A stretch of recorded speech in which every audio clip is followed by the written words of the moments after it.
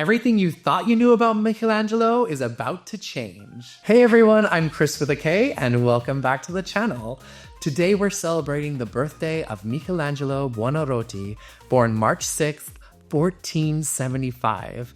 Michelangelo was not just the genius behind David and the Sistine Chapel, but also a figure whose personal life was filled with passion, coded poetry, and a deep admiration for men. He lived in a time when queerness was both accepted and criminalized. Sound familiar, America? And yet, his art endures as some of the most celebrated in history.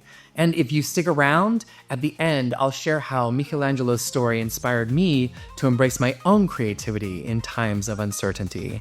So, let's get into it.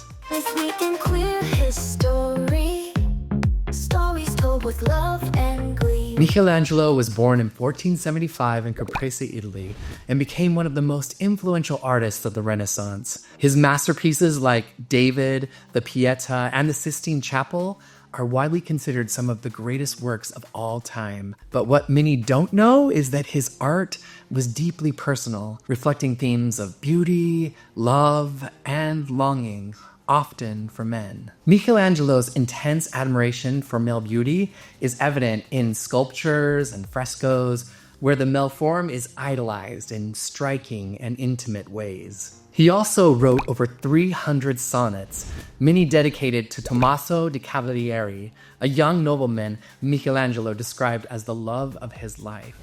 During the Renaissance, Florence, Italy had a complex relationship with queer culture, oscillating between tolerance and repression. Michelangelo navigated this world carefully, but left behind undeniable evidence of his identity. This week, we want to give a shout out to Queer Art, a nonprofit that supports and uplifts LGBTQ artists from all walks of life. If you're a queer artist looking for funding, mentorship, or community, this organization is for you. Check them out. Link is down in the description below. Because when we support queer art, we keep our history alive. So let's get into the details that make Michelangelo a true queer icon. First, his poetry of desire. Michelangelo's love poems to Tommaso express deep emotional and romantic longing. Some were even altered after his death to change pronouns and hide their true meaning. Revisionist history much? No, we don't like that. You can't hide history. It's kind of what they're doing right now. The federal government has wiped all mention of transgender from all of the websites. LGBTQ would not be LGBTQ without the T. Okay? The Renaissance in Florence. At that time, when Michelangelo lived in Florence, there was an open yet complicated relationship with queerness. Florence had periods of tolerance, but sodomy laws were still enforced.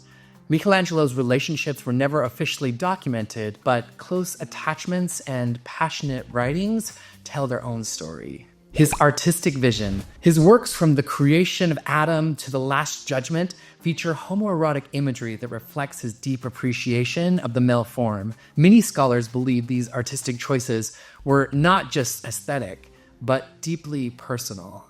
Michelangelo's ability to create beauty in a world that wasn't always accepting reminds me of how important it is to find joy and purpose even in challenging times, especially right now. Last year, I was feeling overwhelmed by my fears that the orange clown would win again and what it would mean for LGBTQ rights. So I was sitting at my desk and I was doom scrolling, feeling helpless. But then I thought, what could I do? And I looked at my skills, and as a picture editor and a storyteller, I decided to start up this channel, sharing uplifting queer stories from history. And in my own way, just like Michelangelo found ways to express himself through art, I realized that sharing these stories is my way of pushing back against fear and hate. It's a love letter to all the incredible icons I wish I had known about when I was growing up in Mormon, Utah. And as I learn more, I feel more connected, not just to history, but to a sense of hope and resilience that lives in the queer community. So, does Michelangelo's story change the way you see his art now? Drop a comment below. And if you want more queer history, click this video right over here. And please subscribe for weekly episodes, and don't forget to sign up for the newsletter. Link is down in the description below. Until next time, stay strong, stay bold, and keep making history.